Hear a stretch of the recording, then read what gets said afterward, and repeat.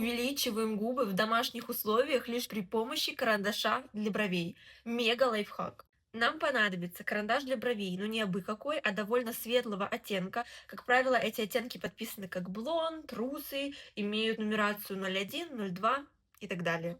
Теперь мы берем наш карандаш и ведем им по контуру губ, таким образом делая им своеобразный контуринг.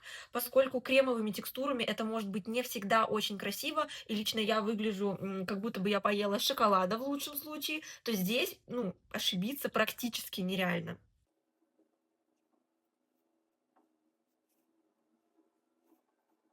Смотрите, я не использовала ничего, кроме карандаша для бровей, и вот такой результат у нас уже получился. Если все-таки вы понимаете, что он у вас где-то не растушевывается, можно просто добавить блеска в центр, и все, у вас готов полноценный макияж губ с эффектом увеличения буквально за 10 секунд.